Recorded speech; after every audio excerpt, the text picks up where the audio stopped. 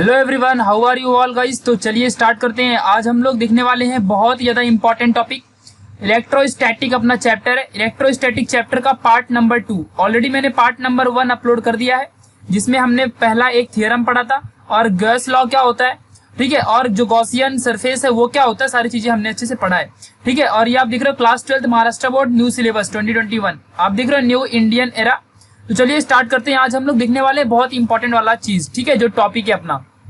तो इलेक्ट्रोस्टैटिक आप देख रहे हो, इलेक्ट्रोस्टैटिक चैप्टर पढ़ रहे हो, ठीक है। तो चलो इसमें आज हम लोग को देखना है एक थ्योरम, वो हम लोग 2 से 3 थ्योरम आज करेंगे जो कि बहुत इंपॉर्टेंट है और बहुत ही आसान तरीके से करने वाले हैं। Electric field intensity due to an infinitely long straight charged wire.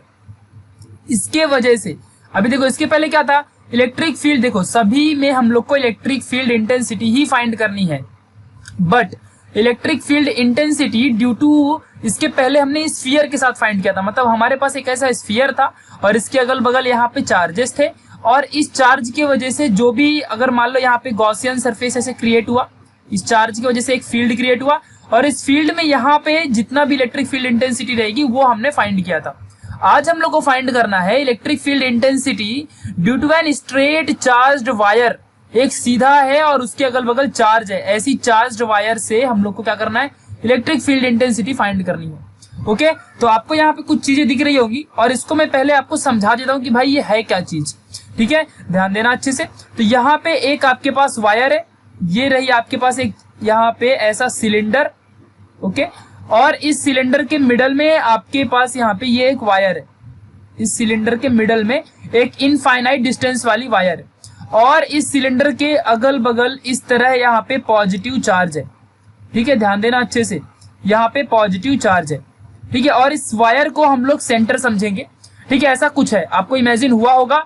तो देखो जैसे यहाँ पे अपना ये स्फीयर था और इसके अगल बगल ऐसे चार्जेस थे, और इस चार्ज के वजह से अपने को यहाँ पे एक इलेक्ट्रिक फील्ड, एक सर्कल क्रिएट हुआ था जिसे हम गॉसियन सरफेस कहा करते थे। और इस सरफेस में कोई एक पॉइंट लेके पी वगैरह पॉइंट, और यहाँ पे हम लोग फ्लक्स के थ्रू और फाइंड करते थे इलेक्ट्रिक फील्ड इंटेंसिटी।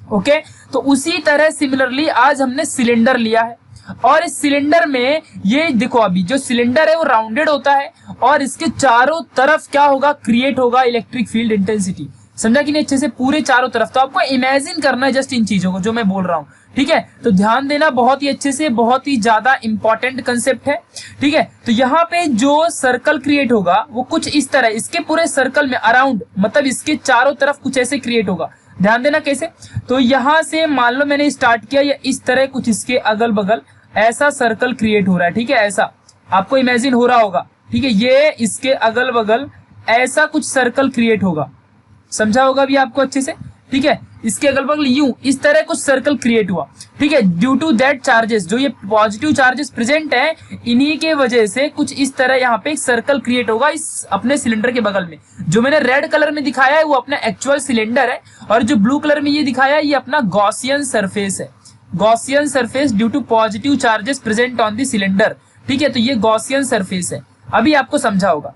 और इसी गॉसियन सरफेस में जैसे हमने यहाँ पे कोई भी एक पॉइंट ले लिया था ds, जिसका एरिया हुआ करता था, तो वैसे ही यहाँ पे हम लोग कोई भी एक पॉइंट p लेंगे जिसका एरिया ds रहेगा, और इसमें भी जैसे यहाँ पे देखो जो नॉर्मल हम क्रिएट करते थे उसका डायरेक्शन, और ये जो यहाँ पे इलेक्ट्रिक फील्ड जो लाइन है उसका डायरेक्शन एकदम सिमिलर हुआ करता था। फिर अपना यहाँ पे जो थीटा है वो 0 था, तो वैसे ही यहाँ भी सेम रहने वाला है। यहाँ पे जो हमने p पॉइंट लिया है, इसको भी मैं यहाँ पे थोड़ा हटा देता हूँ 1 मिनट के लिए, ठीक है। जो अपना P पॉइंट है, ये P पॉइंट, इसका जो इलेक्ट्रिक फील्ड इंटेंसिटी रहेगा वो भी इसी डायरेक्शन में रहेगा, और जो इसका नॉर्मल क्रिएट होता है, जो अपने उस एरिया ds में जो नॉर्मल बनता है, यानी कि ये अगर एरिया ds है तो इसके ऊपर कुछ इस तरह यहाँ पे नॉर्मल बनता है ना, इसको ऐसा परपेंडिकुलर, तो ये नॉर्मल, और दूसरी बात जो यहाँ पे इलेक्ट्रिक फील्ड है उस एरिया से जो पास होता है उनका डायरेक्शन दोनों का सेम रहेगा, पैरेलल रहेंगे एक दूसरे के ऊपर, तो इसीलिए थीटा जो रहेगा वो 0 होता है, ठीक है। अगर 90 रहता, अगर परपेंडिकुलर रहता तो यहाँ पे 90 बनता है, 90 डिग्री, बट ऐसा यहाँ बिल्कुल नहीं होगा, ठीक है। तो ये कंसेप्ट अभी आपको समझा है और वही चीज यहाँ पे बना के रखा है,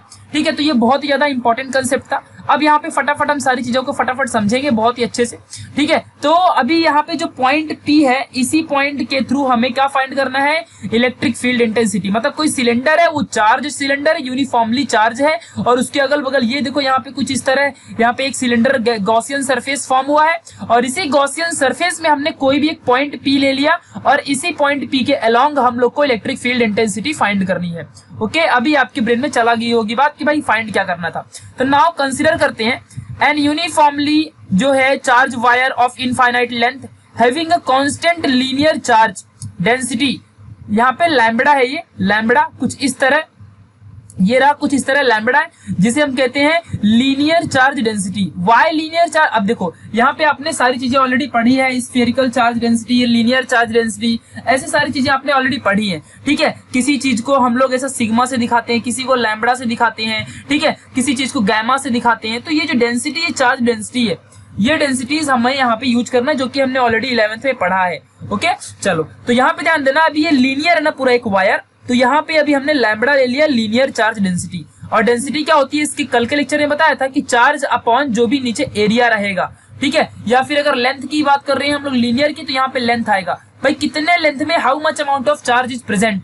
तो ये सिलेंडर के फॉर्म में हो गया। अगर कोई एरिया होता तो चार्ज अपॉन एरिया होता, ये अपनी डेंसिटी होती, ठीक है, बिकॉज वहां पे एरिया है, जहां पे लेंथ रहेगा वहां लेंथ, जहां एरिया रहेगा वहां एरिया लेंगे। तो चार्ज पर यूनिट लेंथ यहाँ पे, बिकॉज हम सिलेंडर यूज कर रहे हैं। और कभी भी कोई भी चीज हम लोग परमिटिविटी वाले मीडियम में रखते हैं, परमिटिविटी को हम लोग ये एप्सिलॉन से दिखाते हैं, और एप्सिलॉन की वैल्यू होती है एप्सिलॉन नॉट के, ठीक है। ये बातें ध्यान रखना अच्छे से, जो कि बहुत ही ज्यादा इंपॉर्टेंट है। तो ये तो हम लोग ने इसके पहले के लेक्चर में ऑलरेडी सीखा है, ठीक है। चलो, तो अभी यहाँ पे हम लोग कुछ चीजों को देख लेते हैं। यहाँ पे कि जो अपनी मेन वायर है, ये है अपनी मेन वायर। इस वायर से सिलेंडर तक का जो डिस्टेंस है वो R है, और जो स्मॉल r है वो गॉसियन सरफेस में जो अपना P पॉइंट बैठा है, उस P पॉइंट तक का जो डिस्टेंस है वो स्मॉल r है। ये जो P पॉइंट है इसका एरिया ds है, और इलेक्ट्रिक फील्ड इंटेंसिटी E है। और जो यहाँ पे अपना गॉसियन सरफेस बन रहा है, इसका टोटल जो लेंथ है वो स्मॉल l है, लेंथ, ठीक है। तो इस चीज को लाइन वाइज अभी हम समझते हैं, जो मैंने आपको बताया वही चीजें। तो पॉइंट P एक ऐसा पॉइंट है जो कि गॉसियन सरफेस में है, और इसी पॉइंट में हम लोग को इलेक्ट्रिक फील्ड इंटेंसिटी फाइंड करनी है। मतलब उस पॉइंट P से कितनी इलेक्ट्रिक फील्ड इंटेंसिटी जा रही है, वही हमको फाइंड करना है। R जो है वो रेडियस है, या फिर डिस्टेंस समझो, from the centre of point two the point P। Point P तक के लिए जो यहाँ पे रेडियस R, वो क्या है, टोटल डिस्टेंस है, लेंथ है, ठीक है। जैसे कि मैं आपको यहाँ पे ही दिखा दूं कि ये समझ लो, ये अपना पॉइंट P है, तो इस सेंटर से लेके और यहाँ तक का जो डिस्टेंस है ये पूरा R है, और यहाँ से लेके ये सिलेंडर तक का जो डिस्टेंस है ये कैपिटल R है। समझा कि नहीं अभी अच्छे से आपको? तो इन चीजों को ध्यान से समझ के रखना। ओके चलो आगे बढ़ते हैं। जो ds है ये अपना क्या है, स्मॉल एरिया है। जैसे कि अगर मैं बोल दूं कि यहाँ पे जो अपना ये P पॉइंट है, इसका जो यहाँ पे ऐसा एक एरिया मैंने इसको ले लिया, तो ये एरिया क्या है, ds इसको मान लिया मैंने, ठीक है। तो वैसे यहाँ पे एरिया क्या है, ds है, इसे अच्छे से समझ के रखना। ओके चलो, और जो यहाँ पे गॉसियन सरफेस के ऊपर ये हमने लिया है एरिया ds। मैग्नेटिक फील्ड जो यहाँ पे, या फिर कोई भी इलेक्ट्रिक फील्ड, मैग्नेटिक फील्ड जो भी क्रिएट करोगे, वो फील्ड जो क्रिएट होगा वो एवरीवेयर सेम होगा और पैरेलल होगा नॉर्मल टू द एरिया। अब देखो यहाँ पे क्या बोल रहा है मैं, यहाँ पे ध्यान देना अच्छे से। मान लो ये अपना PA एक एरिया था, और यहाँ से ऐसे बहुत सारी इलेक्ट्रिक फील्ड इंटेंसिटी ऐसे जा रही है, ठीक है। बट जो इसके ऊपर हम लोग एक नॉर्मल भी फाइंड करते हैं ना, नॉर्मल भी फॉर फाइंडिंग द फ्लक्स, तो ये क्या रहता है, नॉर्मल परपेंडिकुलर रहता है एरिया को। बट ये जो नॉर्मल है, आज क्या हो गया, ये नॉर्मल और ये जो इलेक्ट्रिक फील्ड इंटेंसिटी दोनों एक दूसरे को पैरेलल है ना, और जब पैरेलल रहेगा तो थीटा की वैल्यू क्या आएगी, 0 आएगी। समझा कि नहीं अच्छे से? तो यही पॉइंट यहाँ पे याद रखना, इसीलिए यहाँ पे थीटा की वैल्यू क्या है, 0। जो नॉर्मल है और जो अपना इलेक्ट्रिक फील्ड इंटेंसिटी की लाइन ऑफ फोर्सेस है, जो यहाँ पे E दिखा रहा है ये लाइन, ये दोनों के दोनों क्या है, यहाँ पे पैरेलल है, और थीटा की वैल्यू 0। cos 0 क्या होता है यहाँ पे, याद रखना 1 होता है, तो इसीलिए cos थीटा की वैल्यू क्या आ जाएगी, 1। ओके चलो, अभी हम लोग ना यहाँ पे देखो, जैसे इसकी पहले वाले हमने क्या किया था, पहले हम लोगों ने स्मॉल एरिया यानी कि उसके लिए इलेक्ट्रिक फ्लक्स फाइंड किया था। फिर उसके बाद हमने पूरे होल इलेक्ट्रिक फील्ड के लिए अपने फ्लक्स फाइंड किया। तो यहाँ पे जो d फाई है इसको हम लोग स्मॉल के लिए बोलते हैं, जो फाई है इसे हम कैपिटल के लिए बोलते हैं। तो इसे अच्छे से याद रखना, ठीक है। जो E है अपना इलेक्ट्रिक फील्ड इंटेंसिटी है, जो ds है अपना एरिया है, और हमने देखा ही था कि जो फ्लक्स क्या होता है, electric field intensity passing through the given area, यही होता है ना, और इज द टोटल फ्लक्स। तो यही होता है। तो स्मॉल एरिया जो यहाँ पे P है, ये जो P यहाँ पे देके रखा है, इसका एरिया कितना है, ds है। तो ds यहाँ पे क्या हो जाएगा, E इंटू ds हो जाएगा। फिर हम इसे रिजॉल्व करेंगे तो अपने को cos थीटा मिलेगा, ये जैसे इसकी पहले मिला था। फिर cos थीटा की वैल्यू कितनी है, 1 है, बिकॉज सारी चीजें पैरेलल है ना, तो यहाँ पे थीटा इज इक्वल टू 0 है, तो इसके लिए E ds यहाँ पे आ जाएगा। तो d फाई अपने को ये मिल गया। हमने अभी तक ये स्मॉलेस्ट पॉइंट P के लिए निकाला है, but electric field intensity total इस गॉसियन सरफेस है, जो पूरा सरफेस है ना, इसके लिए हम लोग को फाइंड करना है। तो इसमें से कितनी सारी यहाँ पे ऐसे बहुत सारे यहाँ पे इलेक्ट्रिक फील्ड निकलती होंगी, ठीक है। तो ये जो इलेक्ट्रिक फील्ड है, इन सबके लिए इलेक्ट्रिक इंटेंसिटी फाइंड करनी है। तो अभी तो हमको सिर्फ P पॉइंट के लिए मिला है, अगर सबके लिए चाहिए तो हम इसको ऐसा इंटीग्रेट कर देंगे। जैसे देखो, जैसे यहाँ पे किया है, अगर हमको पूरे गॉसियन सरफेस के लिए चाहिए ना, तो हम क्या करते हैं, इंटीग्रेट कर देंगे, ठीक है। इंटीग्रेशन का मतलब क्या होता है, जो स्मॉल स्मॉल चीजें होती है उनको ऐड करना। तो हमने देखो यहाँ पे इसको इंटीग्रेट कर दिया। जब हम इंटीग्रेट करेंगे तो ये स्मॉलेस्ट के लिए था, तो ये कैपिटल में आ जाएगा, जो कि पूरे होल इस गॉसियन सरफेस के लिए होता है, ठीक है। फिर E क्या है अपना इलेक्ट्रिक फील्ड इंटेंसिटी, वो यहाँ से भी उतना ही निकलेगा, यहाँ से भी उतना ही निकलेगा, यहाँ से भी उतना ही निकलेगा, इधर से भी। और ये जो E वही इलेक्ट्रिक फील्ड इंटेंसिटी, ये हर जगह सेम रहने वाला है, यानी E कांस्टेंट है। तो इंटीग्रेशन में जो कांस्टेंट होती है उसको हम इस साइन से बाहर निकाल देते हैं। मान लो यहाँ पे 2x है, तो हम इसको ऐसा लिखेंगे 2 और अंदर x, कांस्टेंट को बाहर निकाल लेते हैं। तो electric field intensity same is everywhere, तो जब सेम है तो उसको हम बाहर निकाल लेंगे। और ds क्या बचा, अपना एरिया। तो जो अपना ds है, ये एरिया है। तो एरिया क्या होगा, सिलिंड्रिकल शेप का, ये जो यहाँ पे सिलिंड्रिकल शेप में गॉसियन सरफेस है, इसका एरिया कितना होगा, तो सिलेंडर का एरिया 2 पाई r l होता है, जहाँ पे 2 पाई r क्या होता है, 2 पाई r अपना अच्छा सा ये सरकमफरेंस है, और l क्या है, लेंथ है उस सिलेंडर का। तो इस पे फोकस रखना अच्छे से, ठीक है। तो ds एरिया के जगह में 2 पाई r l आ गया।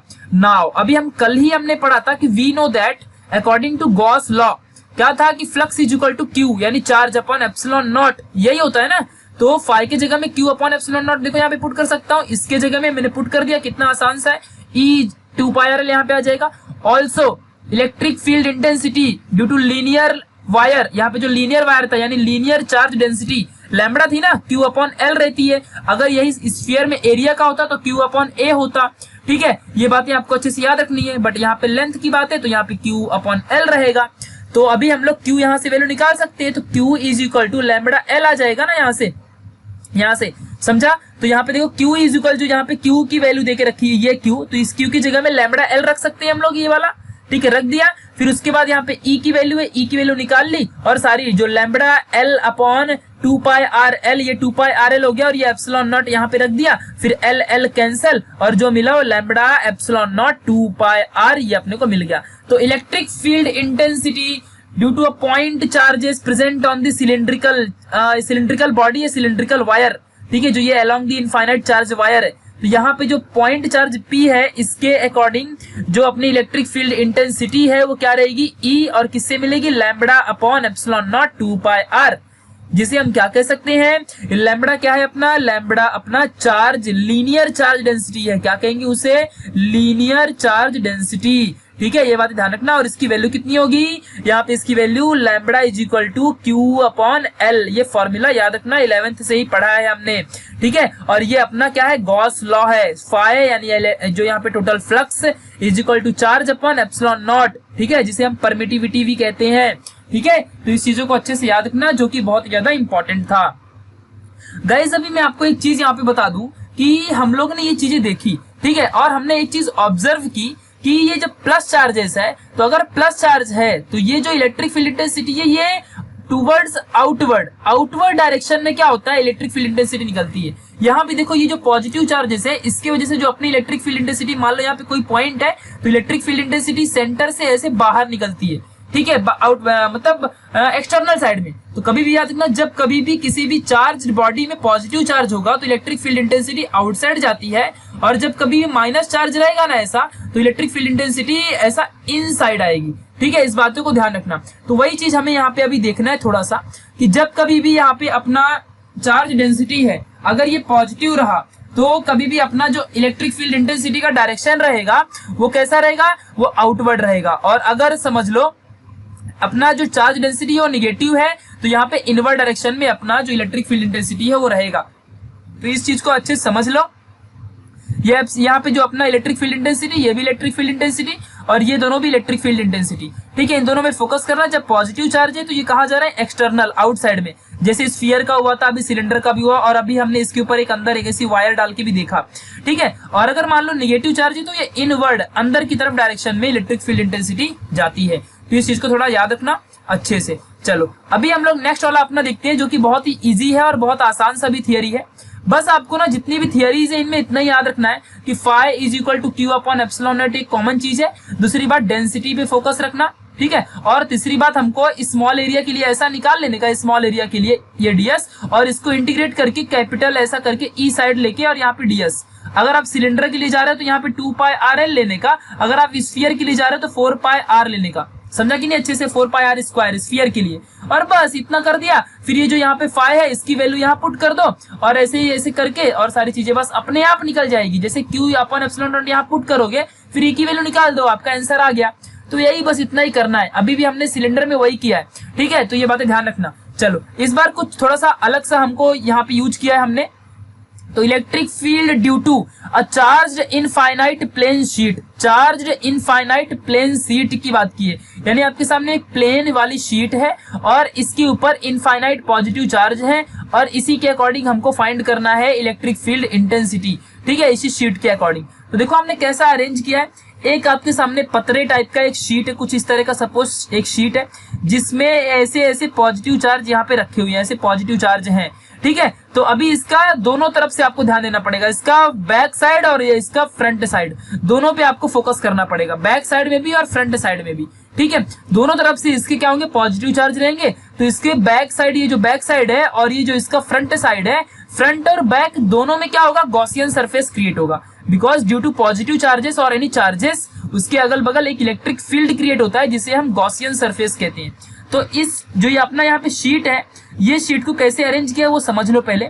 तो जो ये शीट है इसके मिडल से क्या गया है, अपना ये ऐसा सिलेंडर गया है, होलो सिलेंडर, और इसके मिडल से, और ये जो यहाँ पे शीट है ये उसी होलो सिलेंडर के पूरे लेंथ के मिडल में है, एकदम बीच में, बीचों बीच यहाँ पे सेंटर में है। और इसके इस साइड यानी बैक साइड में जो भी सरफेस इलेक्ट्रिक फील्ड ऐसा क्रिएट हो रहा है, और इसके फ्रंट साइड में जो भी क्रिएट हो रहा है, इन दोनों को हमने गॉसियन सरफेस कहा है। और यहाँ पे दो यहाँ पे गॉसियन सरफेस बन रही है, आपको पता है, ठीक है। फिर अपना जो सिलेंडर यूज किया है, ये सिलेंडर में भी 2 पॉइंट, ये टर्मिनल पॉइंट, एक ये टर्मिनल पॉइंट हो गया, और इसके मिडल में ये इलेक्ट्रिक यहाँ पे जो प्लेन है, अपना प्लेन रखा हुआ है, ठीक है। उससे क्या फर्क पड़ता है, पर फिर भी जैसा हम वहां पे गॉसियन सरफेस में, यहाँ पे आपने अभी अभी देखा कि जो भी हम लोग पॉइंट ले रहे थे वगैरह वगैरह, जो देखो यहाँ पे पॉइंट पी हम ले रहे थे, तो वैसे ही कुछ अभी हमको यहाँ पे जो पी डैश और यहाँ पे पी, ये 2 पॉइंट यहाँ पे लेना पड़ेगा। बिकॉज दोनों तरफ गॉसियन सरफेस बन रहा है ना, इस साइड भी गॉसियन सरफेस बन रहा है, इस साइड भी गॉसियन सरफेस बन रहा है, और पॉइंट पी हमारा गॉसियन सरफेस में ही होता है, ठीक है। और उसके बीच का जो डिस्टेंस है वो स्मॉल आर रहता है, ये तो हमको पता ही है, ठीक है। और जो ds है ये इसका स्मॉल एरिया हो गया p का, ये यहाँ पे भी ds स्मॉल एरिया हो गया। इस साइड का अपना इलेक्ट्रिक फील्ड अलग रहेगा, इस साइड का अपना इलेक्ट्रिक फील्ड अलग रहेगा, दोनों साइड से बाहर जाता है ना।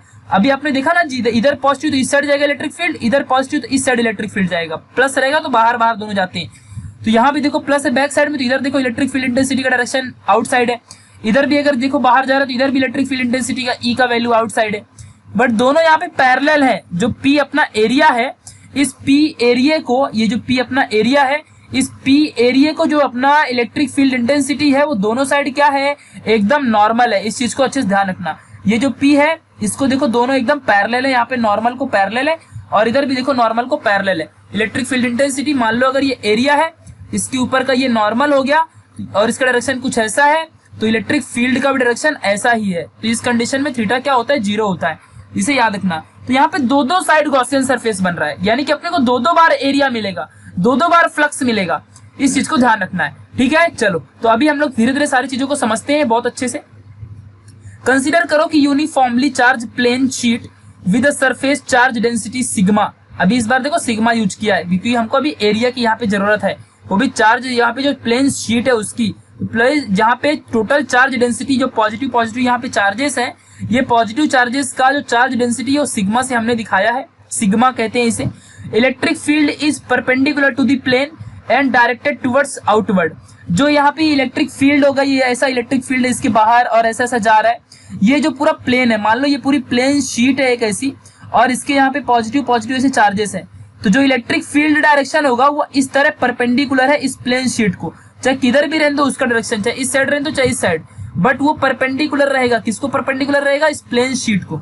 ठीक है, तो यहाँ पे देखो ऐसा परपेंडिकुलर ही रहने वाला है, तो इस बात पे एकदम फोकस रखो कि जो इलेक्ट्रिक फील्ड है ये क्या रहेगा? परपेंडिकुलर रहेगा प्लेन शीट को, इसे अच्छे से याद रखना। ओके, नाउ जो P है एंड P डैश है is the point at the end of cylinder. जो सिलेंडर है यहाँ पे, जो सिलेंडर है इसके एंड पॉइंट पे P है और P डैश मैंने आपको ऑलरेडी ये बता दिया। और जो R है ये पॉइंट P तक का डिस्टेंस है from the centre where this plane sheet is located. वहां से ये P पॉइंट तक का जो टोटल डिस्टेंस है वो R है, मतलब यहां से इस साइड का भी डिस्टेंस क्या रहेगा? R ही रहेगा, यानी टोटल सिलेंडर का डिस्टेंस 2R हो गया। ठीक है, तो इस चीज को ध्यान रखना अच्छे से। ओके, चलो आगे बढ़ते हैं। ए है जो ये क्रॉस सेक्शनल एरिया है, जिसे नॉर्मल एरिया DS हुआ करता था, इस बार क्रॉस सेक्शनल एरिया यहाँ पे इसका पूरा क्या रहेगा? इस प्लेन शीट का, तो यहाँ पे A रहेगा, इस बात को ध्यान रखना। फिर उसके बाद चलो अभी हम बात करते हैं इलेक्ट्रिक फ्लक्स की। ठीक है, तो electric flux produced on both side, point P dash पे भी फॉर्म होगा और P पे भी इलेक्ट्रिक फ्लक्स टोटल फॉर्म होगा। ठीक है, इस बात को ध्यान देना अच्छे से, जो कि बहुत ही ज्यादा इंपॉर्टेंट पॉइंट है। ओके, चलो तो जो यहाँ पे फ्लक्स, अब देखो टोटल फ्लक्स कितना रहेगा? अभी तो ऐसा नहीं है ना कि टोटल अपने को पास जितना भी बहुत सारा अपने पास यहाँ पे बहुत ज्यादा फ्लक्स है तो हम D फाई लेंगे, ऐसी कोई कंडीशन नहीं है। अपने पास सिर्फ यहाँ पे एक P डैश वाले एरिया को देखना है और एक P एरिया को देखना है, टोटल 2 ही यहाँ पे एरिया है। ठीक है, और इन 2 एरिया से जितने भी जाएंगे उसके लिए बात करनी है। तो हमने डायरेक्टली फ्लक्स ले लिया और एक बार P डैश के लिए लिखा, ठीक है, और एक बार हमने P के लिए लिखा। ठीक है, तो टोटल इलेक्ट्रिक फ्लक्स कितना होता है? EDS होता है ना, उसको इंटीग्रेट कर दिया तो टोटल मिल जाता है, ये हमको पता है। तो हमने एक ही बार में क्या कर दिया? P वाले पॉइंट के लिए, जो अपना P पॉइंट है, जो अपना सिलेंडर में P पॉइंट देके रखा है, इस P पॉइंट के लिए हमने क्या किया? यहाँ पे टोटल P पॉइंट के लिए इंटीग्रेशन ऑफ EDS ले लिया। E is the electric field, DS is the area of P। ठीक है, यहाँ पे जो देखो P का एरिया DS देके रखा है, और यहाँ पे integration of EDS P dash के लिए भी सेम देके रखा है, उसको भी ले लिया।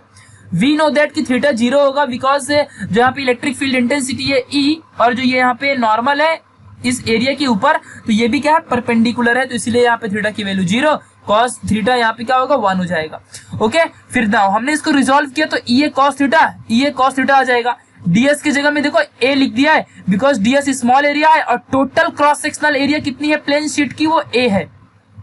तो छोटा सा एरिया DS है, बट जब उसको टोटल ऐड करेंगे तो वो A एरिया कितना ही आएगा, मतलब जितना इसका यहाँ पे गॉसियन सरफेस का ये पूरा एरिया रहेगा वो A है। बट हम अभी किसकी बात कर रहे हैं? स्मॉल एरिया DS की बात कर रहे हैं, इस स्मॉल एरिया DS की बात कर रहे हैं। ठीक है, तो हमने इसको इंटीग्रेट किया तो अपने को क्या मिला? A मिल गया। तो यहाँ पे EA cos थीटा, यहाँ भी EA cos थीटा, दोनों को ऐड किया, cos थीटा तो 1 हो जाएगा, ऐड किया EA, यहाँ पे 2 टाइम्स ऑफ EA फ्लक्स आ गया। तो total electric flux produced on this cylindrical और प्लेन शीट गॉसियन सरफेस कितना आएगा? 2 times of electric field and total area, cross sectional area of that plane sheet. Okay, तो इस चीज को याद रखना, बहुत ही आसान था।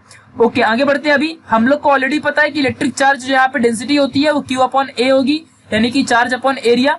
इसमें से हमने Q की वैल्यू निकाल दी, और हम लोग को पता है ड्यू टू गॉस लॉ, ये गॉस लॉ के थ्रू हमको ये भी पता है कि phi is equal to Q/A होता है। तो इसी फाई इज इक्वल टू यहाँ पे Q/ε0 में हमने देखो ये Q की value epsilon A upon not यहाँ पे पुट हो जाएगा, अपने को इक्वेशन नंबर 2 मिल जाएगा।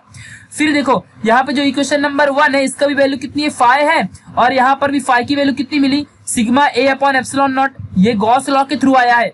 ओके, और ये चार्ज डेंसिटी के थ्रू आया है। ओके, दोनों चीजें यूज करनी है, अभी मैंने बताया था ना, यहाँ पे इस तरह वही चीजें यूज करनी होती है बार बार।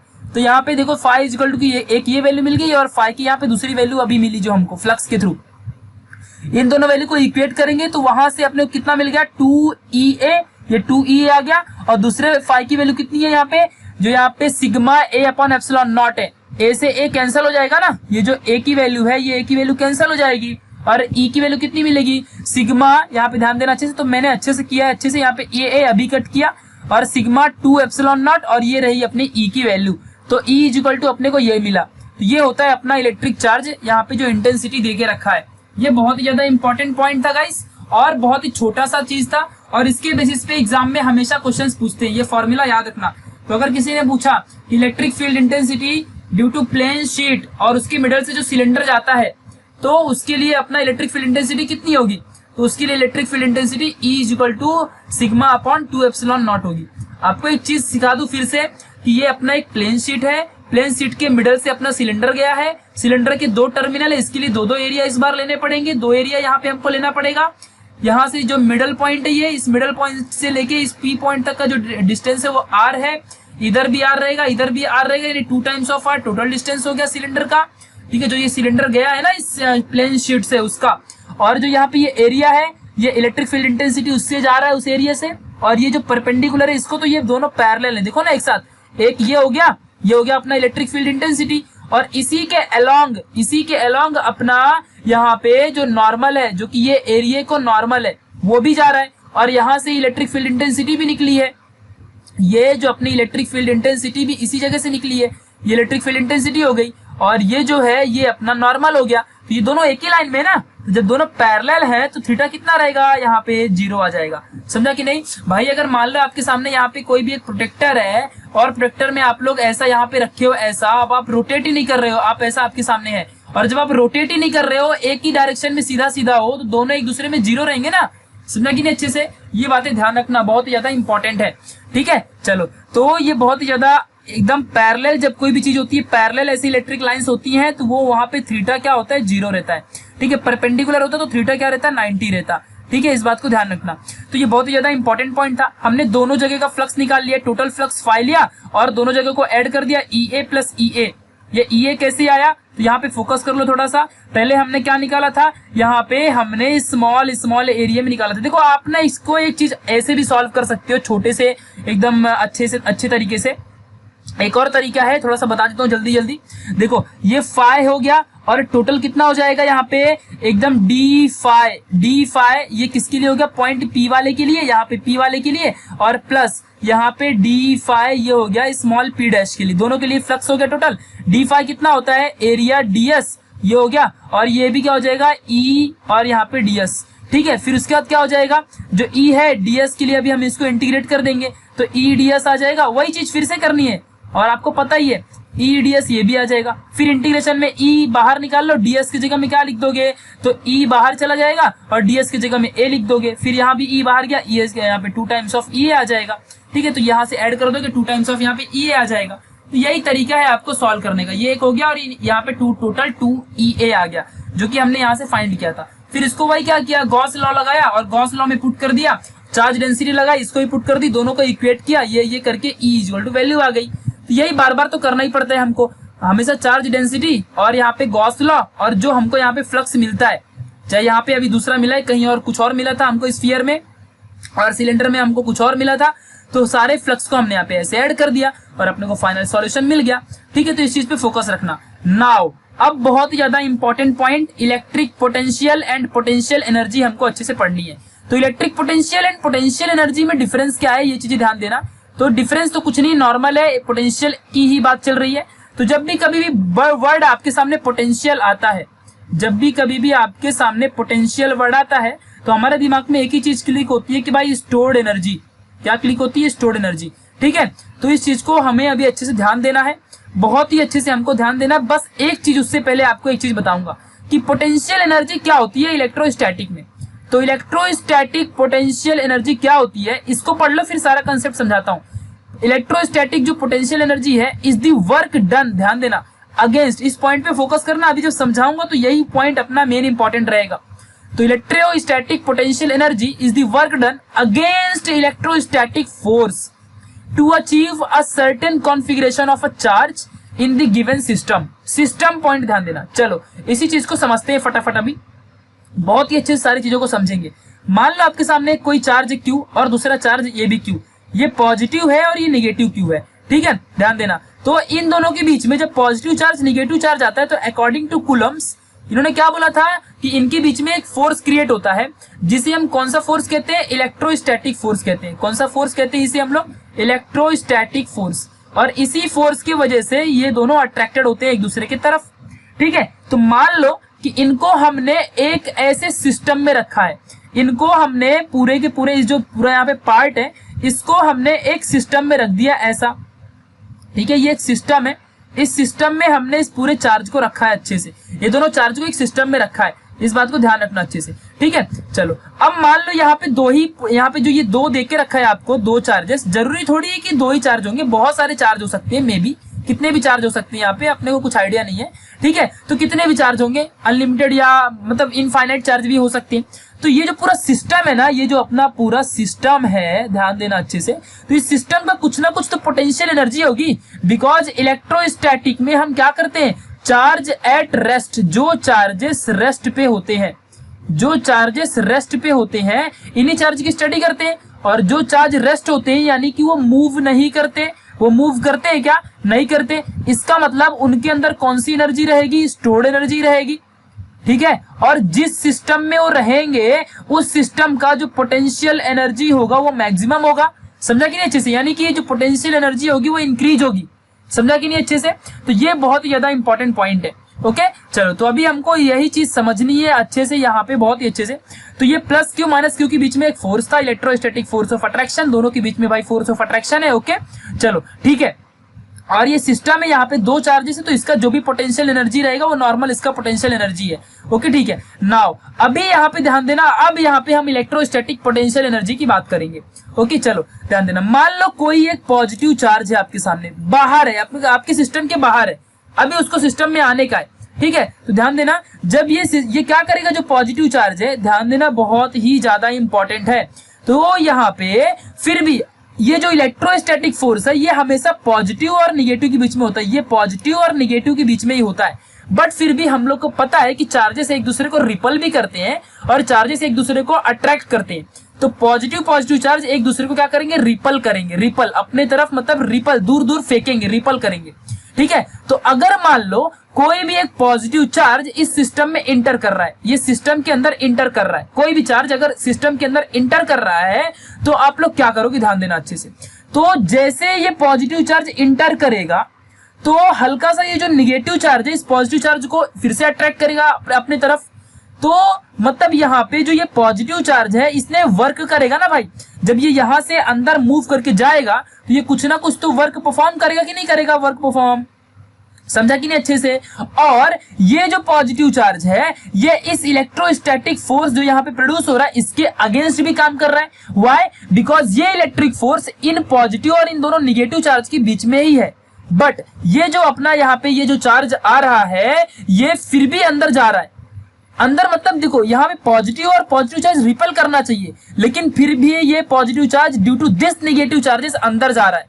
मतलब कि यहाँ पे इलेक्ट्रोस्टैटिक फोर्स के अगेंस्ट काम हो रहा है, मतलब ये पॉजिटिव चार्ज क्या कर रहा है, इसको अपने तरफ से रिपल कर रहा है, बाहर दूर भगा रहा है, लेकिन फिर भी ये यहाँ पे पॉजिटिव चार्ज अंदर जा रहा है, यानी अगेंस्ट इलेक्ट्रोस्टैटिक फोर्स के वर्क हो रहा है, अगेंस्ट इलेक्ट्रोस्टैटिक फोर्स के अगेंस्ट वर्क हो रहा है। और जब इलेक्ट्रोस्टैटिक फोर्स के अगेंस्ट वर्क हो रहा है और ये चार्जेस इस सिस्टम के अंदर आ गया तो इस सिस्टम में जितने ज्यादा चार्ज रहेंगे, जितने ज्यादा चार्ज रेस्ट में रहेंगे उतना ज्यादा क्या होगा, पोटेंशियल एनर्जी इंक्रीज होगी, यानी कि यही है इसकी टोटल स्टोर्ड एनर्जी, यानी कि टोटल पोटेंशियल एनर्जी। तो टोटल पोटेंशियल एनर्जी क्या है, जब कोई भी चार्जेस में क्या हुआ, हल्का सा चेंजेस आए, यानी कॉन्फ़िगरेशन चेंज हुआ ना, अभी पहले दो चार्जेस थे, अभी कॉन्फ़िगरेशन चेंज होकर तीन चार्ज हो गया, चार्जेस में इलेक्ट्रोस्टैटिक जो फोर्स था इसमें भी थोड़ा बहुत डिफरेंस आया, ठीक है। तो ये जो चार्जेस यहाँ पे अंदर आया है और इसके वजह से सिस्टम का जो टोटल एनर्जी ये इंक्रीज हुआ है, पोटेंशियल एनर्जी, क्यों, जब इलेक्ट्रोस्टैटिक फोर्स के अगेंस्ट वर्क हुआ है।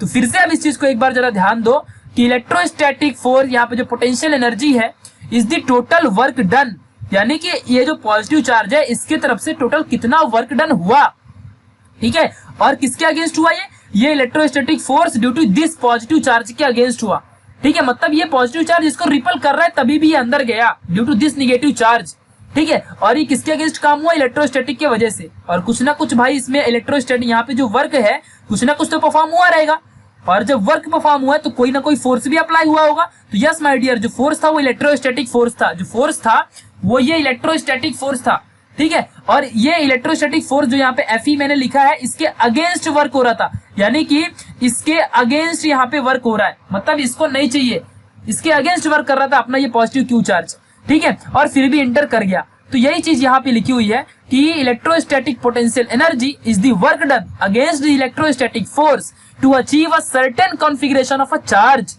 इन अ गिवन सिस्टम। अब आपको समझा होगा अच्छे से सारा कंसेप्चुअल चीजें, ठीक है। बहुत ही अच्छा सा कंसेप्ट था, आई थिंक आपको सारी चीजें समझ गई होंगी, क्लियर हो गया होगा। वीडियो को रिवाइंड करके देख लोगे, ज्यादा फायदे में रहोगे।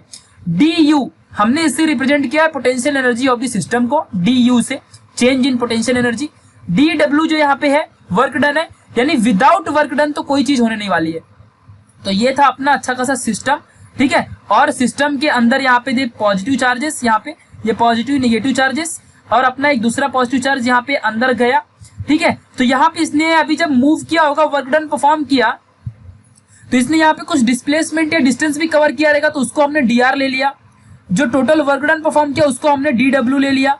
और जिस फोर्स के वजह से ये यहाँ से मूव करके गया, भाई जब अट्रैक्शन हुआ तो कोई फोर्स इसके ऊपर अप्लाई हुआ होगा ना, क्योंकि विदाउट फोर्स तो अट्रैक्शन नहीं होता, ये हमको पता है। तो यहाँ पे जिस फोर्स के वजह से गया उसको हम एफ कहेंगे, ठीक है। तो वर्क डन का फॉर्मूला क्या होता है? वर्क डन का फॉर्मूला फोर्स इंटू डिस्प्लेसमेंट होता है ना, डीएस मींस डिस्प्लेसमेंट। हमने ऐसा मैकेनिकल प्रॉपर्टीज में पढ़ा था, ऑलरेडी 9th में भी पढ़ा है। फोर्स इंटू डिस्प्लेसमेंट क्या होता है? वर्क। अब ये मत बोलना कि यहाँ तो डीएस अभी आप एरिया ले रहे थे, वो अलग अलग जगह पे हम डिनोट करने के लिए लेते हैं। यही तो साइंस के बच्चों की खासियत है कि हम लोग डिनोट कहीं भी अलग भी कुछ भी कर सकते हैं। मैं अभी चलो यहाँ पे डिस्प्लेसमेंट लिख दूंगा, फोर्स इंटू ऐसा डिस्प्लेसमेंट लिख देता हूँ, उसमें क्या जाता है? तो डीएस यहाँ पे फिलहाल मैंने शॉर्ट में लिख दिया, डीएस मींस डिस्प्लेसमेंट, ठीक है। चलो तो याद रखना अच्छे से। तो यहाँ पे अभी डी आर है डिस्प्लेसमेंट, तो डी आर टोटल डिस्प्लेसमेंट किया अपने क्यू ने, और एफ अपना यहाँ पे क्या है? ये अपना फोर्स है, और टोटल यहाँ पे वर्क डन डी डब्ल्यू हुआ, यानी work done by electrostatic force against electrostatic force by the charge particle, ठीक है, to change the configuration of the charges. अंदर सिस्टम में जाएगा तो कॉन्फ़िगरेशन तो चेंज करेगा ही ना, तो ये बातें ध्यान रखना अच्छे से। तो यहाँ पे जो पोटेंशियल एनर्जी होती है, तो जितना अंदर ध्यान देना आप, जितना ये वाला जो पार्टिकल था जितना वर्क परफॉर्म करेगा, जितना वर्क डन करेगा, उतना ही पोटेंशियल एनर्जी इंक्रीज होगी सिस्टम की। जितना वर्क करेगा सिस्टम के अंदर उतना ही पोटेंशियल एनर्जी चेंज होगी सिस्टम की। इसका मतलब क्या है कि दोनों इक्वल रहेंगे। अगर समझ लो इसने वर्क डन परफॉर्म किया 2 का, तो पोटेंशियल एनर्जी कितनी रहेगी? यहाँ पे 2 की लेवल की रहेगी। मैंने कोई एक वैल्यू ले ली है मान लो, ठीक है, 2 जूल अगर वर्क परफॉर्म कर रहा है, तो यहाँ भी जो यहाँ पे पोटेंशियल एनर्जी होगी ये भी 2 जूल का ही यहाँ पे इंक्रीज होगी। तो जितना वर्क डन हो रहा है उतना ही पोटेंशियल एनर्जी भी होगी। तो वर्क डन, क्योंकि वर्क डन की वजह से अगर ये पार्टिकल वर्क ही ना करे तो अंदर पोटेंशियल एनर्जी कैसे क्रिएट होगी, कैसे इंक्रीज होगी? नहीं होगी इंक्रीज, ठीक है। तो जब ये चार्जेस वर्क परफॉर्म करेगा तो ही यहाँ पे क्या होगा? पोटेंशियल एनर्जी इंक्रीज होगी। तो वर्क अगेंस्ट इलेक्ट्रोस्टैटिक फोर्स जितना होगा उसके इक्वल रहेगा total increase in potential energy. इस बात को ध्यान देना, यानी D W is equal to D U, यानी कि डी यू क्या है? पोटेंशियल एनर्जी, और डी डब्ल्यू का यहाँ पे कितना यहाँ पे वैल्यू है? एफ डी आर, और डी यू यहाँ पे आंसर आ जाएगा। तो इस बात में आपको अच्छे से फोकस करना है, ठीक है। तो हमने अच्छे से ये पढ़ लिया है कि भाई इलेक्ट्रिक पोटेंशियल एनर्जी क्या है, सिस्टम क्या है, सिस्टम के अंदर किस तरह वर्क डन करता है कोई भी चार्जेस, और किस तरह वो इलेक्ट्रोस्टैटिक फोर्स के अगेंस्ट काम करता है। तो इस बात पे ध्यान देना। चलिए अभी हमको यहाँ पे देखना है एक्सप्रेशन फॉर पोटेंशियल एनर्जी। इसके लिए एक फॉर्मूला निकालना है। तो फॉर्मूला निकालने से पहले आपको एक चीज बता दूं यहाँ पे जल्दी जल्दी। तो मान लो ये आपके सामने एक पॉजिटिव चार्ज है, और आपके सामने एक स्मॉल यहाँ पे क्यू पॉजिटिव चार्ज है, बहुत छोटा चार्ज है, ये बहुत बड़ा चार्ज है, इसकी बहुत, मान लो अगर समझ लो ये 100 कूलम का है, तो ये मान लो यहाँ पे 10 कूलम का चार्ज है। सोच लो ये स्मॉल चार्ज है, इसको हम क्या कहेंगे? Small charge. अभी इसी चीज को मैं आपको बताऊंगा कंसीडर वगैरह कर करके, ठीक है, बट पहले समझाना मेरा काम है। तो स्मॉल चार्ज है ये मान लो क्यू, और ये प्लस क्यू यहाँ पे कोई भी दूसरा चार्ज है, और ये एक सिस्टम के अंदर सारा चीज चल रहा है। तो ये जो प्लस क्यू चार्ज है ये किसी ए पॉइंट पे बैठा हुआ है, और इस ए पॉइंट से, और जो अपना इलेक्ट्रोस्टैटिक फोर्स ऑफ अट्रैक्शन है, इस जो क्यू की वजह से जो इलेक्ट्रोस्टैटिक फोर्स का अट्रैक्शन है वो इस डायरेक्शन में कुछ ऐसा है, एफ ई। आप यहाँ पे देख सकते हो एफ ई कुछ इस डायरेक्शन में इस तरह है, और अपना यहाँ पे जो प्लस क्यू है ये पोटेंशियल एनर्जी गेन कराने के लिए ये कहा जाएगा? इसी प्लस चार्ज की तरफ ही जाएगा। यानी कि देखो प्लस प्लस चार्ज तो एक दूसरे को रिपल करते हैं ना, बट फिर भी अपना ये पॉजिटिव चार्ज इसी पॉजिटिव चार्ज की तरफ अट्रैक्ट होगा। सो इसका मतलब क्या है कि अपना जो यहाँ पे ये पॉजिटिव चार्ज है ये वर्क परफॉर्म करेगा अगेंस्ट दिस इलेक्ट्रोस्टैटिक फोर्स। समझा कि नहीं अच्छे से? बिकॉज इस इलेक्ट्रोस्टैटिक फोर्स का डायरेक्शन तो इस तरफ है, और ये क्यू का डायरेक्शन किधर जाएगा? वो इस क्यू चार्ज की तरफ आ रहा है।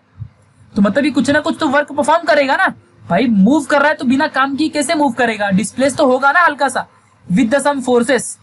तो डिस्प्लेसमेंट इसका होगा, बट वो displacement against this electrostatic force के होगा।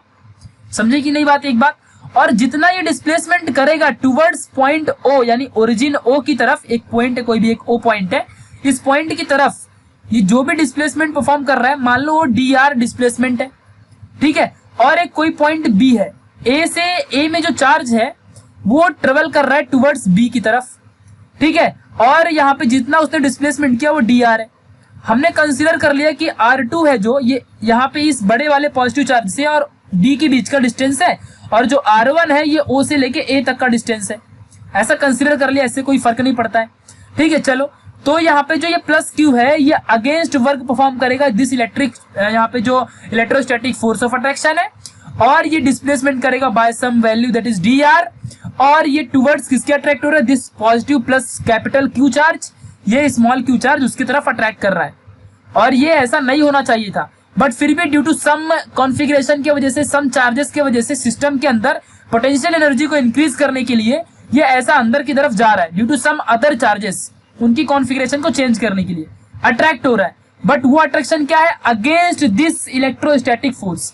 और जब ये प्लस क्यू चार्ज ऐसा इधर जाएगा अंदर की तरफ, ये कोई ना कोई तो वर्क परफॉर्म करेगा ना, और वर्क विदाउट फोर्स होता है क्या, वर्क विदाउट फोर्स नहीं होता है, यानी कि इसको हमने कुछ ना कुछ तो फोर्स भी अप्लाई किया होगा, तो वो फोर्स हो गया एक, और ये जिस फोर्स के अगेंस्ट काम कर रहा है वो क्या है, इलेक्ट्रोस्टैटिक फोर्स है, ठीक है। तो ये क्यू का एक दूसरा अपना फोर्स है जिसे हम कुलम्ब फोर्स भी कहेंगे, आगे चल के समझेगा, क्योंकि जब दूसरा यहाँ पे प्लस चार्ज जो अंदर जा रहा है और निगेटिव चार्ज इसे जो अट्रैक्ट कर रहा होगा, यहाँ कहीं माइनस निगेटिव चार्ज होगा, ठीक है, तो ये जब इसे अट्रैक्ट कर रहा है तो यहाँ पे कुलम्ब फोर्स अप्लाई होगा, हमने पढ़ा था 11th में ऑलरेडी, ठीक है, 1/4πε0 q1 q2 upon r square, ऐसा समथिंग पढ़ा था कि नहीं पढ़ा था, यही होता है, इसे हम आगे अभी देखेंगे, डोंट वरी, ठीक है। चलो, तो अब जब वर्क परफॉर्म कर रहा है तो यहाँ पे फोर्स भी होगा, डिस्प्लेसमेंट टोटल dr का हो गया, तो ये चीजें आपको पता है, अभी समझ चुके हो, इसी चीज को आपके टेक्स्ट बुक में बड़ा सा बना चढ़ा के अच्छे से कंसीडर कर लिया है। तो समझते हैं, एक्सप्रेशन फॉर पोटेंशियल एनर्जी हमको देखनी है, ओके। तो कंसीडर प्लस क्यू एक ऐसा चार्ज है जो placed at the origin point O, आपको अब समझ रहा होगा सारी चीजें। Small charge plus Q be brought from point A to point B, point A से पॉइंट बी की तरफ इस पॉजिटिव क्यू चार्ज को हम लेके आ रहे हैं, तो विदाउट वर्क डन तो नहीं होगा, तो work is done against repulsive force, जो रिपल्सिव फोर्स है प्लस कैपिटल क्यू का और इस स्मॉल क्यू नॉट का, इनके बीच में रिपल्सिव फोर्स होगा, ठीक है, ऐसा रिपल्सिव फोर्स होगा ऐसा, बट इसके अगेंस्ट काम हो रहा है, ये जो अपना पॉजिटिव चार्ज है ये इसके टुवर्ड्स अट्रैक्ट हो रहा है, ठीक है, और इसके बीच में ये इलेक्ट्रोस्टैटिक फोर्स था, तो यहाँ पे अगेंस्ट रिपल्सिव फोर्स, जो दोनों का रिपल्सिव फोर्स है, मान लो यहाँ पे पॉजिटिव क्यू है और यहाँ पे भी पॉजिटिव क्यू नॉट है, तो ये एक दूसरे को ऐसा रिपल करेंगे ना, बट ऐसा हो ही नहीं रहा है, ये जो पॉजिटिव चार्ज है तभी भी इसकी तरफ अट्रैक्ट हो रहा है, समझा कि नहीं। सो यानी कि यहाँ पे जो रिपल्सिव फोर्स था उसके अगेंस्ट ये प्लस क्यू काम कर रहा है, वर्क अपने इसके अगेंस्ट करवा रहा है, इस बात पे ध्यान रखना। कंसीडर करते हैं कि जो dr है स्मॉल डिस्प्लेसमेंट है, r1 distance between point o to a है, आप यहाँ पे देख सकते हो पॉइंट o टू a तक का डिस्टेंस क्या है, यहाँ पे r1 है, पॉइंट या जो r2 है ये o से लेके b तक का डिस्टेंस है, b तक का fe जो है इलेक्ट्रोस्टैटिक फोर्स है, ठीक है, जो मैंने आपको ऑलरेडी बता दिया है, ठीक है। चलो, तो पोटेंशियल एनर्जी कितनी होगी, du क्या हो जाएगी, FDR, बिकॉज फोर्स क्या है, यहाँ पे ध्यान दो अच्छे से, ये जो यहाँ पे Q है इसके ऊपर कोई ना कोई तो फोर्स अप्लाई हो रहा है ना, तो वही फोर्स की वजह से तो यहाँ पे रिपल्सिव फोर्स के अगेंस्ट काम कर रहा है, ठीक है। अगर मान लो कोई भी पॉजिटिव Q है और पॉजिटिव Q नॉट है, ये एक दूसरे को रिपल करते हैं, ठीक है, बट ऐसा इसके अंदर कैसी एबिलिटी आ गई इस प्लस Q के अंदर की अंदर जा रहा है, इसका मतलब क्या है कि इसके पास कोई ना कोई तो फोर्स आया होगा ना, उसी फोर्स की वजह से तो ये प्लस क्यू वर्क परफॉर्म कर रहा है। सो वही चीज यहाँ पे हमको अभी समझनी है कि ये जो F है वही फोर्स है जिसकी वजह से प्लस क्यू रिपल्सिव फोर्स के अगेंस्ट काम कर रहा है, ये F हो गया उसका फोर्स, और dr क्या है डिस्प्लेसमेंट, तो टोटल यहाँ पे एनर्जी, पोटेंशियल एनर्जी टोटल यानी वर्क डन हो गया, तो टोटल वर्क डन कितना हो जाएगा, यहाँ पे FDR माइनस साइन क्यों आया, बिकॉज वो अगेंस्ट, किसके अगेंस्ट, इलेक्ट्रोस्टैटिक फोर्स के अगेंस्ट काम कर रहा है, इसलिए यहाँ पे माइनस साइन आ गया। चलो, अभी हम लोग चेंज इन, कितनी पोटेंशियल एनर्जी चेंज हुई, जब वो किसी एक पॉइंट पे था, मान लो यहाँ पे ए पॉइंट पे था प्लस क्यू, और ए पॉइंट से चल के किसी यहाँ पे कोई एक दूसरे पॉइंट में आ गया, तो यहाँ पे आने में उसको कितना यहाँ पे डिस्टेंस चेंज करना पड़ा, उसकी पोटेंशियल एनर्जी चेंज हुई होगी, तो कितना हुआ, तो delta U be the change in the potential energy from point A to B, यानी कि जो अपना प्लस क्यू चार्ज है ए से बी तक आने में कितना अमाउंट ऑफ पोटेंशियल एनर्जी उससे चेंज हुआ, मतलब ए पे कितनी थी और बी पे कितनी थी, यही उसकी टोटल पोटेंशियल एनर्जी होगी। तो यही अभी हम यहाँ पे ध्यान देना अच्छे से, बहुत ही ज्यादा इंपॉर्टेंट कंसेप्ट है, ठीक है। तो ध्यान देना अच्छे से, बहुत ही ज्यादा इंपॉर्टेंट चीज आपको समझनी है, क्योंकि यहाँ पे हल्का सा मैथमेटिक्स भी आएगा और मे बी बायोलॉजी के बच्चों को प्रॉब्लम होगी बिकॉज उनको मैथ्स नहीं पता है अभी, तो इंटीग्रेशन वगैरह क्या होता है उनको मालूम ही नहीं है कोई भी चीजें, ठीक है। तो थोड़ा सा उनके लिए इंटीग्रेशन बता देता हूँ, बहुत अच्छे सारी चीजें समझ में आ जाएंगी बिकॉज अभी हम वही इस्तेमाल करने वाले हैं, ठीक है। तो ध्यान देना, इंटीग्रेशन वर्ड से समझ में आता है कि इंटीग्रेट करना, और इंटीग्रेशन हम इस साइन से दिखाते हैं। मान लो आपके सामने कोई एक चीज है, ठीक है, जैसे कि 0 आपके सामने एक नंबर है और 0 से लेके 1 2 3 4 5 6 डॉट डॉट डॉट आपको मान लो 100 तक की वैल्यूज को एडिशन फाइंड करना है। मैंने बोल दिया इनका एडिशन निकाल के मुझे बताओ, ठीक है, ऐसा मैंने बोल दिया इनका एडिशन निकाल के दिखाओ, तो आप इनको इंटीग्रेट कर सकते हो। मान लो कि मैंने बोल दिया कि 0 से लेके 100 तक की वैल्यू क्या है, x है, मैंने ऐसा बोल दिया कि ये x है इसकी वैल्यू, ठीक है, ये बातें ध्यान रखना अच्छे से। मान लो ऐसा बोल दिया x है, तो आप क्या करोगे, एक ही बार में कैसे निकालोगे, नहीं तो आपको बहुत ज्यादा ऐड करना पड़ेगा। यहाँ पे x रखो और ये 0 से लेके यहाँ पे 100 डालो और dx एक ऐसा कोई वैल्यू ले लो, ठीक है। तो ये x को जब आप इंटीग्रेट करोगे तो अब इनके बहुत सारे फॉर्मूले होते हैं, इंटीग्रेशन के बहुत सारे फॉर्मूले होते हैं, ठीक है। x⁻n का फॉर्मूला होता है इंटीग्रेशन के लिए x⁻n + 1 अपॉन n + 1, वही डेरिवेटिव के लिए होता है x⁻n - 1, और यहाँ पे बस इतना ही रहता है n - 1 और यहाँ n लगा दो, इतना होता है डेरिवेटिव के लिए। एक डिफरेंशिएशन टॉपिक होता है, एक इंटीग्रेशन टॉपिक होता है, एक दूसरे के दोनों अपोजिट होते हैं। इंटीग्रेशन में हम ऐड करते हैं, डेरिवेटिव में हम ब्रेक या सब्सट्रैक्ट करते हैं, ओके। तो ये फॉर्मूला याद रखना। मान लो अगर आपके पास वैल्यू है x का पावर स्क्वायर में, तो आपकी वैल्यू कितनी आएगी, x2 प्लस यहाँ पे 1 अपॉन 2 + 1, यानी टोटल कितना मिल गया, x का क्यूब अपॉन यहाँ पे क्यूब मिल गया। तो ये होगी वैल्यू इंटीग्रेशन की, किसकी, x स्क्वायर के लिए। तो ऐसे ही अगर मान लो 1 अपॉन x है तो क्या हो जाएगा, तो 1 अपॉन x है तो पहले उसको पावर को ऊपर लेके जाओ, तो वो x - 1 हो जाएगा। अब इसका निकालो, तो x - 1 + 1 तो करना ही पड़ेगा, -1 + 1 जो ऊपर है उसी को नीचे लिख दो, यही होता है फॉर्मूला। तो क्या हो जाएगा टोटल वैल्यू, +- 0 और नीचे भी 0 वैल्यू आ गई। तो यहाँ पे x की वैल्यू कितनी मिली आपको, 1 मिली, बिकॉज एनीथिंग अपॉन 0 क्या होता है, 1 होता है, ठीक है। तो इस बात को एकदम फोकस अच्छे से रखना, बहुत ही ज्यादा इंपॉर्टेंट कंसेप्ट है इंटीग्रेशन के लिए, वही हमको अभी यहाँ पे यूज करना है, ठीक है। चलो ध्यान देना अच्छे से। तो du टोटल एनर्जी थी, हमको between point R1 and R2 के बीच का यहाँ पे जो टोटल R1 में से R2 गायब करोगे तो बीच का आपको यहाँ पे डिस्टेंस मिलेगा, इसी के बीच की हमको एनर्जी चाहिए। तो जो सबसे स्मॉलेस्ट यहाँ पे है R1 है और कैपिटल R2 है, इसी रेंज में हमने यहाँ से R1 से लेके R2 तक की वैल्यू ले ली, और du अपनी क्या है, चेंज इन यहाँ पे जो अपना टोटल पोटेंशियल एनर्जी है du ले लिया। du की वैल्यू कितनी मिली थी यहाँ से, FDR, तो FDR यहाँ पे पुट कर दिया माइनस साइन के साथ, R1 से लेके R2 तक, ठीक है। यहाँ पे जो इलेक्ट्रोस्टैटिक फोर्स है, कूलम फोर्स, अब हम लगाएंगे between the charge separated by R, ठीक है। तो R मान लो ये जो R1 है ना यार, ये R1 यही R है, O से लेके Q तक का बीच का जो डिस्टेंस है, ऐसा कंसिडर करो कि जो एक Q है ये एक Q है, ऐसा कैपिटल Q ही रहेगा, और ये एक स्मॉल Q0 है, और इन दोनों के बीच का जो डिस्टेंस है वो R है। तो आपका कूलम लॉ क्या बोलता है कि 4πε0 और दोनों जो चार्जेस Q एंड Q0 और जितना डिस्टेंस है उसके बीच का स्क्वायर, यही होता है अपना कूलम्स लॉ, ठीक है। तो वही चीज अभी हम यहाँ पे अप्लाई करेंगे। मान लो कि जो R1 था अभी हमने उसको R मान लिया, और जो Q था उसको Q ही रखा और Q0 को Q0 रखा, इनके बीच का डिस्टेंस टोटल R है, मान लो ऐसा मान लिया हेयर, ठीक है, कंसीडर कर लिया। तो अकॉर्डिंग टू कूलम्स लॉ जो इलेक्ट्रोस्टैटिक फोर्स होगा वो कितना होगा, 1/4πε0 और Q0 अपॉन R का स्क्वायर।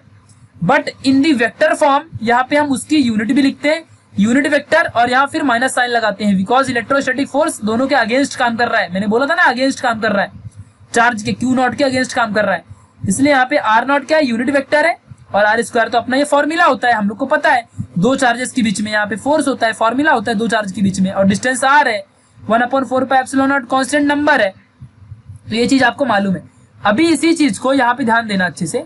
तो ये जो Fe है, Fe इसके जगह में हम ये वैल्यू पुट कर सकते हैं क्या, ये बड़ी सी जो वैल्यू आई है Fe की जगह में, क्योंकि Fe का फॉर्मूला यही होता है ना, तो Fe की जगह में हमने वहाँ पे वैल्यू पुट की। अभी ध्यान देना, तो जब Fe के जगह में हमने वैल्यू पुट की तो बहुत ही अच्छे से हमको वैल्यू मिलेगी। देखो R1 से R2 ये लिमिट है अपनी, उसी के बीच में अपने को वैल्यू फाइंड करनी है, -1/4πε0 Q0 R स्क्वायर R0 यहाँ पे, और dr साइड में आ गया, -1/4πε0 Q0। अब एक चीज और याद रखना, जब हम डेरिवेटिव सॉल्व करते हैं, मान लो अगर यहाँ पे ऐसा डेरिवेटिव आपको कोई भी एक वैल्यू आ गई डी यहाँ पे डी एक्स अपॉन यहाँ पे डी वाई लिख दिया ऐसा, तो इसका कोई आंसर ही नहीं आएगा।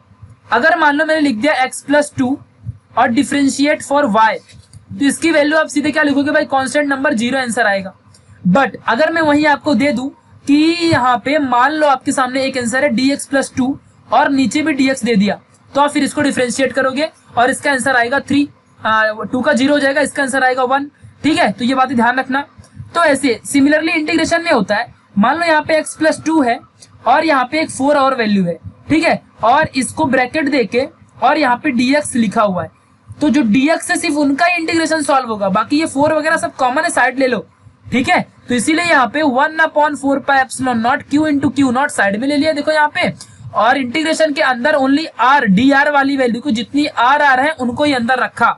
तो r नॉट तो अपना यूनिट वेक्टर है ना यार, उसको कंसीडर करो चाहे मत करो, यूनिट वेक्टर का कोई फर्क ही नहीं पड़ता है, जस्ट वो वेक्टर पोजीशन दिखा रहा है। ठीक है, अपना रियल मैग्नीट्यूड वाला तो r की वैल्यू है ना, अपना मेन कंसिडरेशन r का है, तो मैंने ओनली यहाँ पे 1/r को कंसीडर किया और यहाँ पे dr, यानी कि अभी यहाँ पे dr है, इसके लिए r के लिए ही ओनली इंटीग्रेशन हुआ है। ठीक है, तो याद रखना अच्छे से, जिनको मैथमेटिक्स होगा उसको यहाँ पे पूरा प्रॉपर समझेगा अच्छे से। ठीक है, चलो, नहीं तो मैं अगर कोई भी इंटीग्रेशन की जब मैथमेटिक्स की वीडियो बनाऊंगा अभी, तो आप लोग वहां पे इसको देख लेना अच्छे से, पहला ही पार्ट देख लेना, जितने भी नीट वाले रहोगे वो सारे के सारे बायोलॉजी वाले ओनली पहला पार्ट देखना, आपको सारा इंटीग्रेशन समझ जाएगा।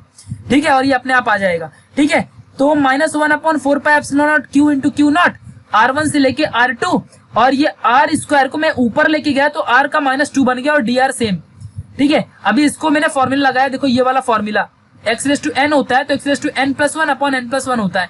c एक कांस्टेंट नंबर जिसको यहाँ पे कंसीडर मत करना। ठीक है, तो r -2 + 1 अपॉन यहाँ पे -2 + 1, क्योंकि +1 ही तो किया जाता है ना, यहाँ पे -2 से जो भी पावर रहेगी उससे +1 कर देने का।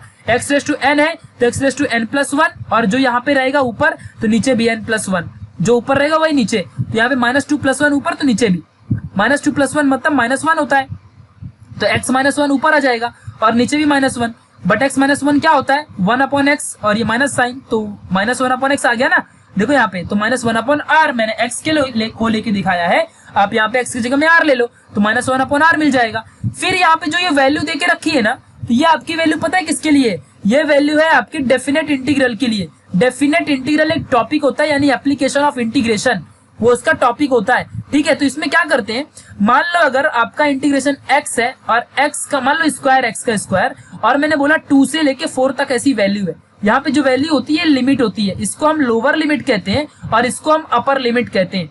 ठीक है, तो जब हम लोग इसका इंटीग्रेशन परफॉर्म करेंगे तो क्या आएगा, x 2 + 1/2 + 1 इंटीग्रेशन हो गया, और फिर हम यहाँ पे क्या लिखेंगे 2 और 4 लोअर अपर लिमिट लिख देंगे, फिर x का क्यूब अपॉन ये यहाँ पे क्यूब आ जाएगा, और ये यहाँ पे रख देंगे हम इसको फिर से 2 और 4, तो ये जो 2 और 4 है ना, इसकी वैल्यू x की जगह में रखनी होती है।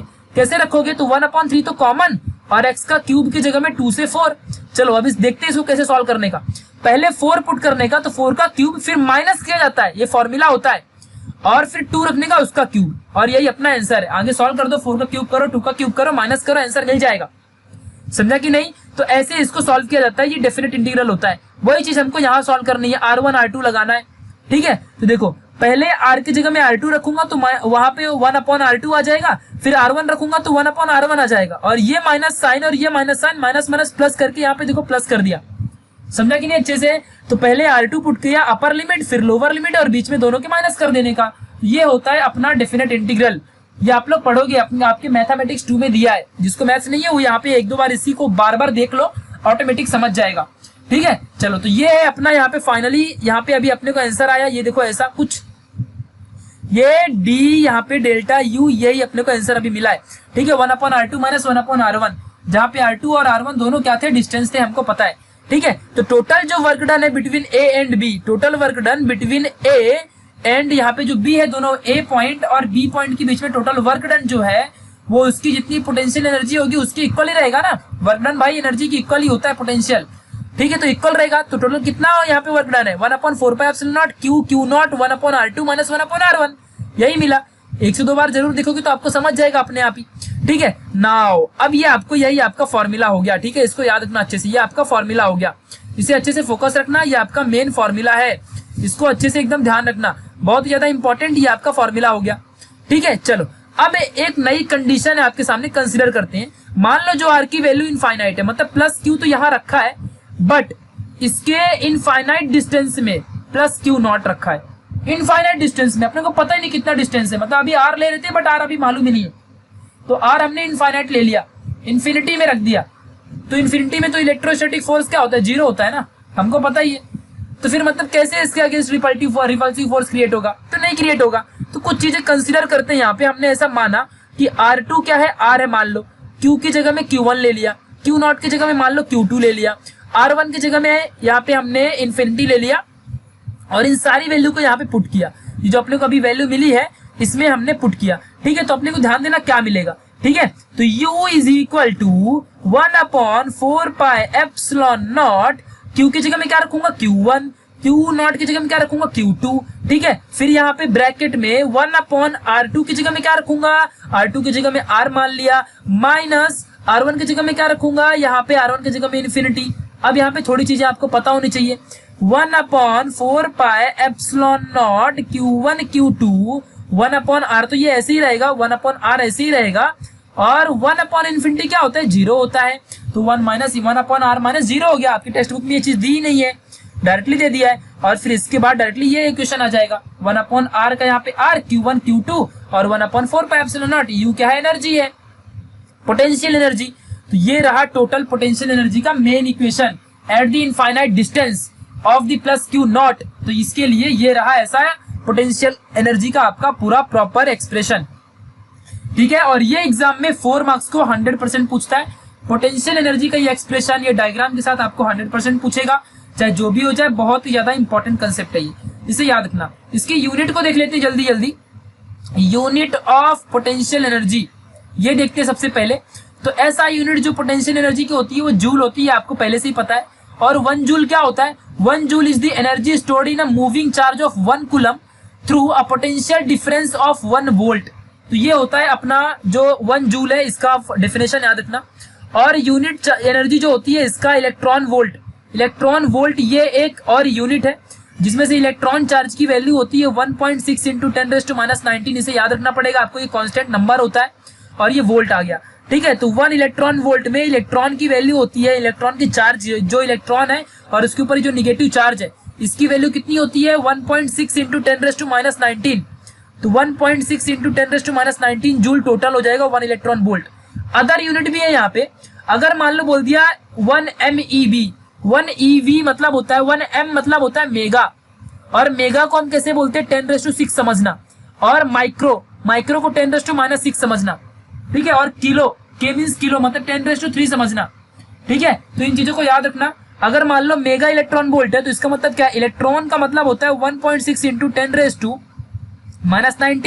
M का मतलब होगा 10⁻⁶, और ये वोल्ट, यानी यहाँ पे जूल भी लगा सकते हो, आपके ऊपर है, ठीक है, क्योंकि वोल्ट ही तो जूल है, ठीक है। तो यहाँ पे ये चीजों को याद रखना अच्छे से। 1.6 इंटू 10⁻⁹ इंटू 10⁻⁶ मेगा को कन्वर्ट करना पड़ेगा। अगर किलो दिया है तो 10⁻³ में करना पड़ेगा। तो ऐसे सॉल्व करोगे आपको सारी आंसर्स मिलते जाएंगे, बहुत ज्यादा इंपॉर्टेंट है, ठीक है। चलो इन्हें अच्छे से याद रखना, बहुत ही ज्यादा इंपॉर्टेंट कंसेप्ट था ये। अगर ये मेगा है, कभी कभी अगर यहाँ पे कैसा, यहाँ पे कंफ्यूजन भी होता है। अगर कैपिटल M लिया तो कोई कोई इसे मेगा समझता है, कोई कोई अगर स्मॉल m लिया तो इसे माइक्रो समझता है। m means small means micro. तो आई थिंक आपके टेक्स्ट बुक में इस साल न्यू बुक के सिलेबस में यहाँ पे स्मॉल m को माइक्रो समझा है, कैपिटल M को मेगा समझा है। और जब मेगा होता है तो मेगा में क्या रखते हैं, कैपिटल M वाले में 10⁻⁶ समझने का, और माइक्रो है ये, बायोलॉजी में हम इसे माइक्रोन भी दिखाते हैं।